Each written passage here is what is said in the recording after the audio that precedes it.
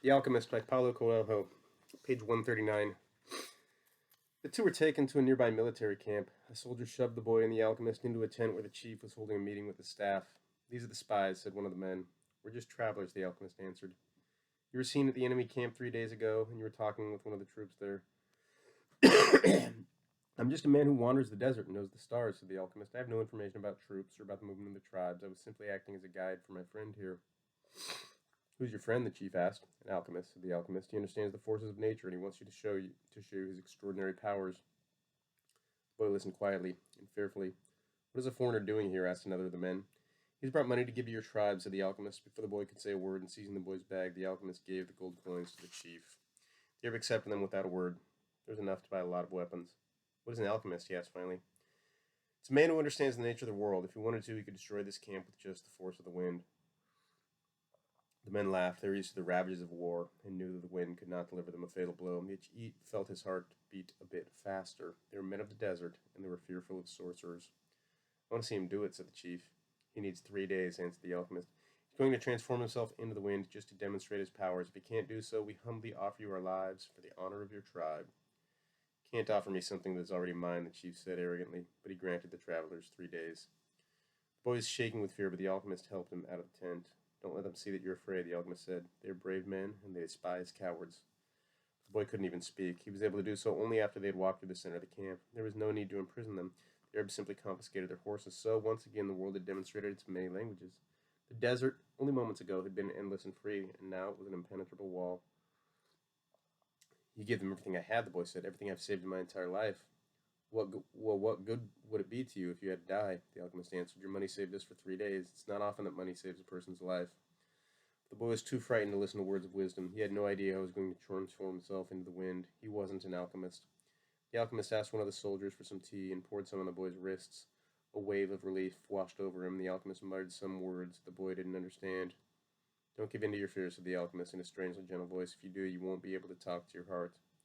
"But I have no idea how to turn myself into the wind." "If a person is living out his personal legend, he knows everything he needs to know. There's only one thing that makes a dream impossible to achieve: the fear of failure." "I'm not afraid of failing, it's just that I don't know how to turn myself into the wind." "Well, you'll have to learn. Your life depends on it." "What if I can't?" "Then you'll die in the midst of trying to realize your personal legend. It's a lot better than dying like millions of other people who never even knew what their personal legends were." "But don't worry," the alchemist continued. "Usually the threat of death makes people a lot more aware of their lives." The first day passed. There was a major battle nearby, and the number of wounded were brought back to the camp. The dead soldiers were replaced by others, and life went on. "Death doesn't change anything," the boy thought. "He could have died later on," a soldier said to the body of one of his companions. "He could have died after the peace had been declared, but in any case, you were going to die." At the end of the day, the boy went looking for the alchemist who had taken his falcon out into the desert. "I still have no idea how to turn myself into the wind," the boy repeated. "Remember what I told you, the world is only the visible aspect of God, and what alchemy does is to bring spiritual perfection into contact with the mere material plane." "What are you doing?" "Feeding my falcon." "If I'm not able to turn myself into the wind, we're going to die," the boy said. "Why feed your falcon?" "You're the one who may die," the alchemist said. "I already know how to turn myself into the wind." On the second day, the boy climbed to the top of a cliff near the camp. The sentinels allowed him to go. They had already heard about the sorcerer who could turn himself into the wind, and they didn't want to go near him. In any case, the desert was impassable. He spent the afternoon of the second day looking out over the desert and listening to his heart. The boy knew the desert sensed his fear. They both spoke the same language. On the third day, the chief met with his officers. He called the alchemist to the meeting and said, "Let's go see the boy who turns himself into the wind." "Let's," the alchemist answered. The boy took them to the cliff where he had been on the previous day. He told them all to be seated. "It's going to take a while," the boy said. "We're in no hurry," the chief answered. "We're men of the desert."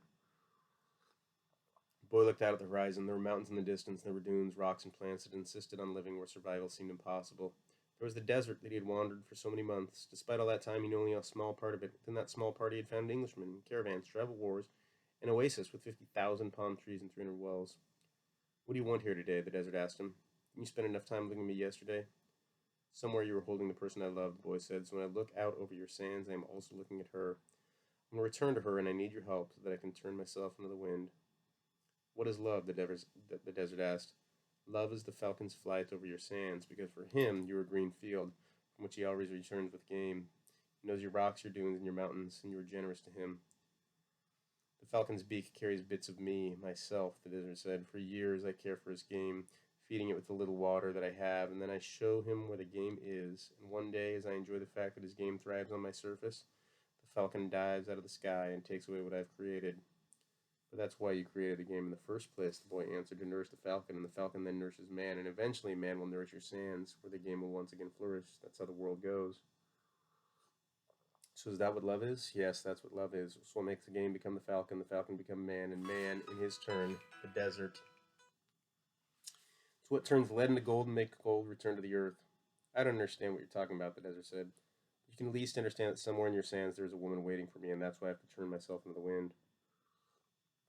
The desert didn't answer him for a few moments. Then it told him, I'll give you my sands to help the wind to blow, but alone I can't do anything. You have to ask for help from the wind. A breeze began to blow. The tribesmen watched the boy from a distance, talking among themselves in a language that the boy couldn't understand. The alchemist smiled. The wind approached the boy and touched his face. It knew the boy's talk with the desert because the winds know everything. They blow across the world without a birthplace and with no place to die. Help me, the boy said. One day you carried the voice of my loved one to me. Who taught you to speak the language of the desert and the wind? My heart, the boy answered. The wind has many names. In that part of the world it was called the Sirocco, because it brought moisture from the oceans to the east. In the distant land the boy came from they called it the Levanter, because they believed that it brought with it the sands of the desert and the screams of the Moorish wars. Perhaps in these places beyond the pastures where sheep lived, men thought the wind came from Andalusia. But actually the wind came from no place at all, nor did it go to any place. That's why it was stronger than the desert. Someone might one day plant trees in the desert and even raise sheep there, but never would they harness the wind. You can't be the wind said. We're two very different things. It's not true, the boy said. I learned the alchemist's secrets in my travels. I have inside me the winds, the desert, the ocean, the stars, and everything created in the universe.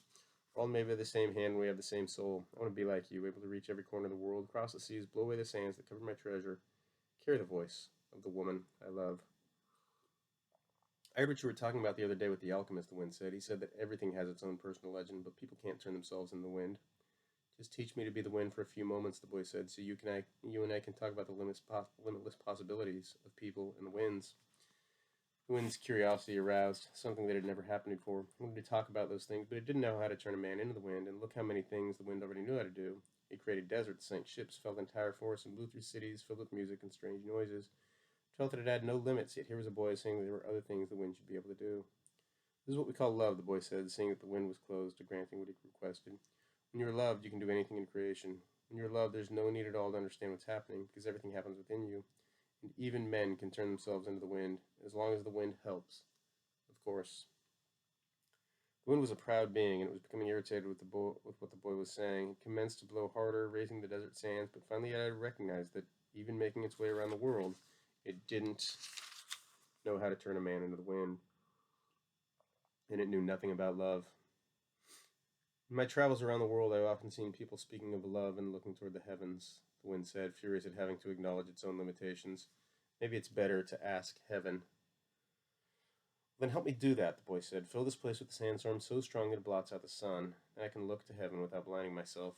So the wind blew with all its strength, and the sky was filled with sand. The sun was turned into a golden disk. At camp, it was difficult to see anything. The men of the desert were already familiar with that wind. They called it the simum, and it was worse than a storm at sea. Their horses cried out, and all their weapons were filled with sand.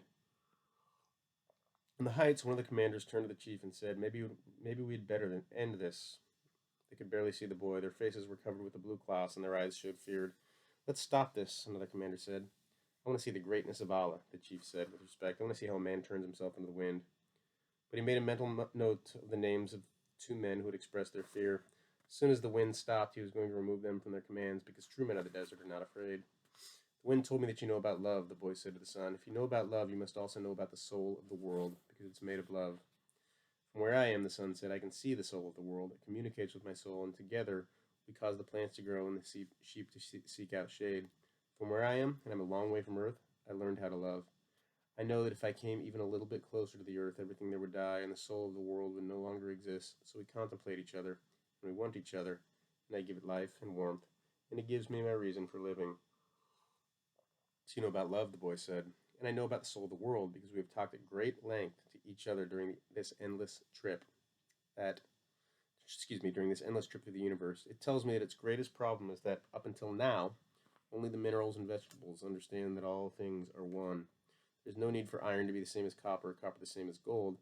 Each performs its own exact function as a unique being, Everything would be a symphony of peace if the hand that wrote all of this had stopped on this fifth day of creation.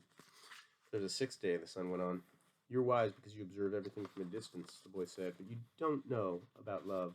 If there hadn't been a sixth day, man would not exist. Copper would always be just copper and lead just lead. It's true that everything has its personal legend, but one day that personal legend will be realized. So each thing has to transform into something better and to acquire a new personal legend until someday the soul of the world becomes one thing only.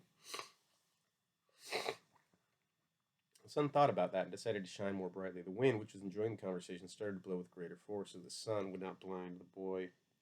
This is why alchemy exists, the boy said, so that everyone will search for his treasure, find it, and then want it to be better than he was in his former life. Lead will play its role until the world has no further need for lead, and then lead will have to turn itself into gold. That's what alchemists do. They show that when we strive to become better than we are, everything around us becomes better too. Well, why did you say that I don't know about love? The sun asked the boy. It's not love to be static like the desert, nor is it love to roam the world like the wind, and it's not love to see everything from a distance like you do. Love is the force that transforms and improves the soul of the world. When I first reached through to it, I thought the soul of the world was perfect, but later I could see that it was like other aspects of creation and had its own passions and wars. It is we who nourish the soul of the world, and the world we live in will be either better or worse, depending on whether we become better or worse. And that's where the power of love comes in, because when we love, we always strive to become better than we are. So what do you want of me? The sun asked. I want you to help me turn myself into the wind, the boy answered. Nature knows me as the wisest being in creation, the sun said, but I don't know how to turn you into the wind. Then whom should I ask? The sun thought for a minute. The wind was listening closely and wanted to tell every corner of the world that the sun's wisdom had its limitations, that it was unable to deal with this boy who spoke the language of the world. Speak to the hand that wrote all, said the sun. The wind screamed with delight and blew harder than ever. The tents were being blown from their ties to the earth, and the animals were being freed from their tethers. On the cliff, the men clutched at each other as they sought to keep from being blown away. The boy turned to the hand that wrote all. As he did so, he sensed that the universe had fallen silent, and he decided not to speak. A current of love rushed from his heart, and the boy began to pray. It was a prayer that he had never said before, because it was a prayer without words or pleas. His prayer didn't give thanks for his sheep having found new pastures, it didn't ask the boy to be able to sell more crystal, and it didn't beseech that the woman he had met continue to await his return. In silence, the boy understood that the desert, the wind, and the sun were also trying to understand the signs written by the hand, and were seeking to follow their paths. To understand what had been written on a single emerald, he saw that omens were scattered throughout the earth and in space, and there was no reason or significance attached to their appearance. He could see that not the deserts, nor the winds, nor the sun, nor people knew why they had been created. But the hand had a reason for all of this, and that only the hand could perform miracles, or transform the sea into a desert, or man into the wind. Because only the hand understood that it was a larger design that had moved the universe to the point at which 6 days of creation had evolved into a masterwork. The boy reached through to the soul of the world and saw that it was a part of the soul of God, and he saw that the soul of God was his own soul, and that he, a boy, could perform miracles. Simon blew that day as it had never blown before. For generations thereafter, the Arabs recounted the legend of a boy who had turned himself into the wind, almost destroying a military camp in defiance of the most powerful chief in the desert. When the simum ceased to blow, everyone looked to the place where the boy had been, but he was no longer there. He was standing next to a sand-covered sentinel on the far side of the camp. Men were terrified at his sorcery, but there were two people who were smiling: the alchemist, because he had found his perfect disciple, and the chief, because that disciple had understood the glory of God. The following day, the general bade the boy and the alchemist farewell, and provided them with an escort party to accompany them as far as they chose. They rode for the entire day. Toward the end of afternoon, they came upon a Coptic monastery. The alchemist dismounted and told the escorts they could return to the camp. From here on you will be alone, the alchemist said.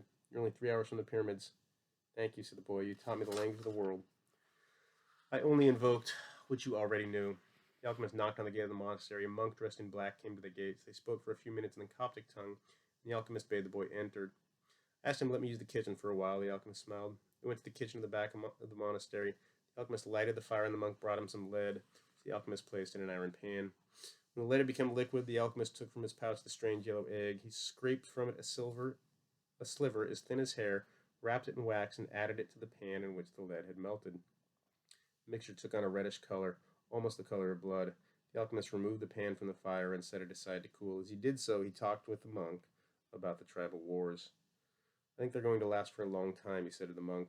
The monk was irritated. The caravans had been stopped at Giza for some time, waiting for the wars to end, but God's will be done, the monk said. Exactly, answered the alchemist. When the pan had cooled, the monk and the boy looked at it, dazzled. The lead had dried into the shape of the pan, but it was no longer lead. It was gold. Will I learn to do that someday? The boy asked. This is my personal legend, not yours, the alchemist answered. But I wanted to show you that it was possible. They returned to the gates of the monastery. There the alchemist separated the disc into 4 parts. This is for you, he said, holding one of the parts out to the monk. It's for your generosity to the pilgrims. This payment goes well beyond my generosity, the monk responded. Don't say that again. Life might be listening, and you'd be last next time.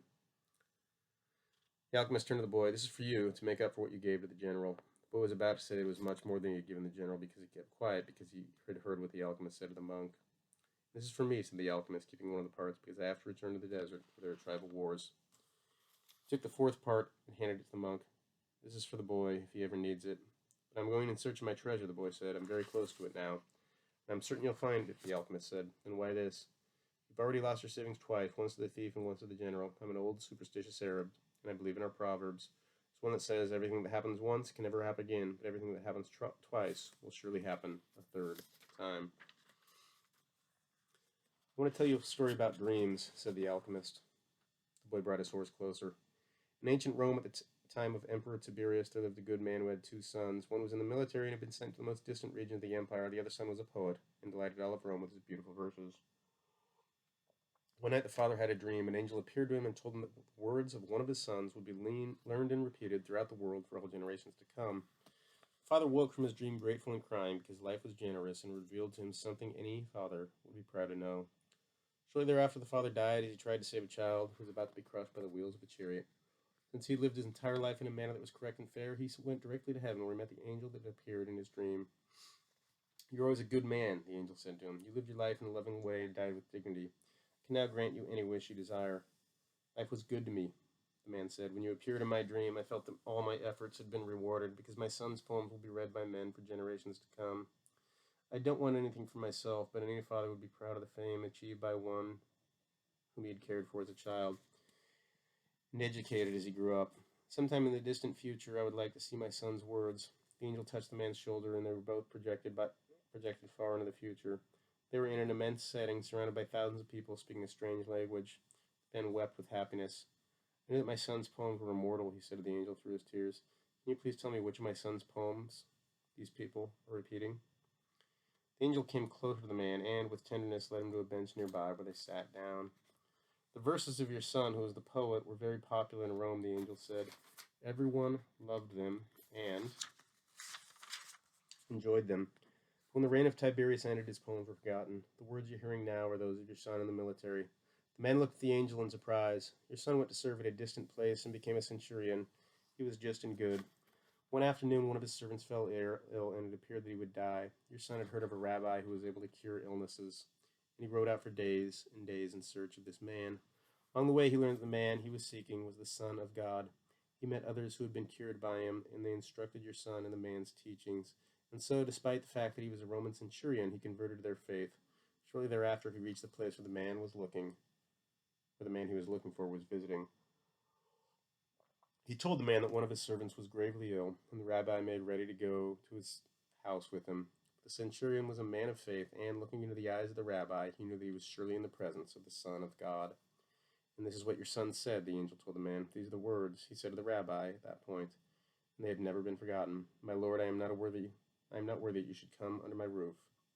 But only speak a word, and my servant will be healed.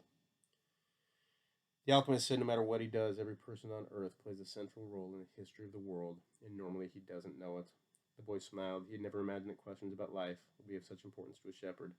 Goodbye, the alchemist said. Goodbye, said the boy.